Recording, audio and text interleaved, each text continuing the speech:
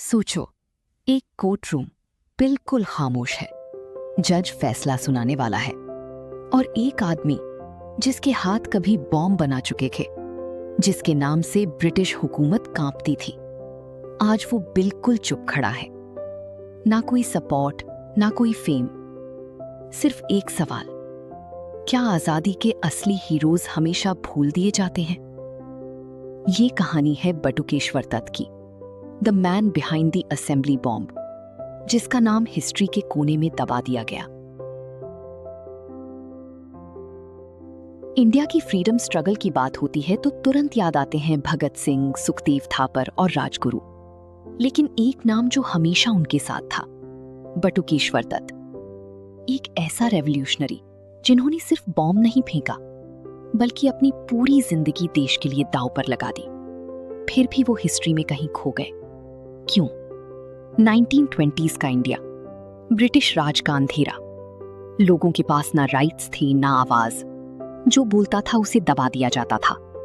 और इसी अंधेरे में एक नई जनरेशन उभर रही थी, रेवोल्यूशनरीज, जो सिर्फ प्रोटेस्ट नहीं बल्कि सिस्टम को झटका देना चाहते थे। यहीं पर बटुकेश्वर दत्त की एंट्री होती है। एक सिंपल लड़का, लेकिन अंदर आग। और जब उनकी मुलाकात भगत सिंह से होती है, तब हिस्ट्री एक नया मोड़ लेने लगती है। 1929 British government public safety bill pass करने वाली थी, एक ऐसा कानून जो इंडियंस की आवाज को और दबा देता। भगत सिंह और बटुकेश्वर दत्त ने डिसाइड किया कि अब कुछ ऐसा करना होगा जो दुनिया को हिला दे। प्लान था सेंट्रल लेजिस्लेटिव असेंबली में बॉम्ब फेंकना, लेकिन ये बॉम्ब किसी को मारने के लिए नहीं था, ये एक मैसेज था।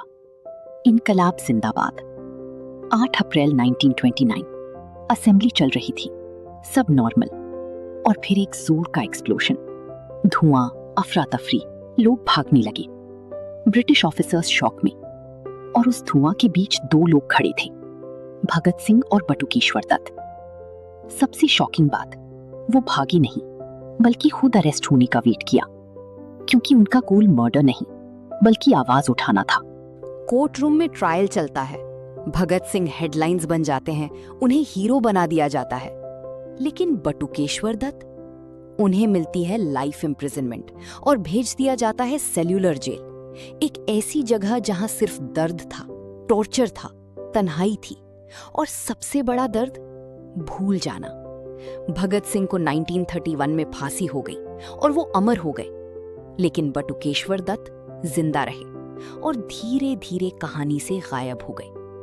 साल बीत गए, 1947 में इंडिया आजाद हो गया, लोग सेलिब्रेट कर रहे थे, नए लीडर्स उभर रहे थे। लेकिन बटुकेश्वर दत्त एक आम आदमी की तरह स्ट्रगल कर रहे थे, ना पैसा, ना रिस्पेक्ट, ना पहचान। सोचो, जिस आदमी ने देश के लिए बॉम्ब फेंका, जेल झेली, टॉर्चर सहा, आजादी के बाद उसे कोई याद तक नहीं करता। क्या ये इंसाफ था? 1965 जब उनकी जिंदगी के आखिरी पल आए, तो उन्होंने एक सिंपल सी विश रखी, मुझे भगत सिंह के पास दफन किया जाए। और फिर वो हमेशा के लिए चले गए। एक ऐसा हीरो जिसे जिंदगी भर इग्नोर किया गया, लेकिन जिसका सैक्रिफाइस उतना ही बड़ा था जितना किसी और का। आज जब हम इनकलाब जिंदाबाद कहते हैं, तो सिर्फ एक नाम याद आता है, लेकिन सच ये है, उस आवाज के पीछे एक और इंसान भी था, बटुकेश्वर दत्त। एक ऐसा नाम जो हिस्ट्री में छोटा लिखा गया, लेकिन जिसकी कहानी बहुत बड़ी है। तो अगली बार जब आप आजादी की बात करो, तो उन्हें भी याद करना, क्योंकि कभी कभी हिस्ट्री सिर्फ हीरोज को नहीं, उनकी कहानियों को भी भूल जाती है, और ये कहानी कभी नहीं भूलनी चाहिए। इनकलाब जिंदाबाद।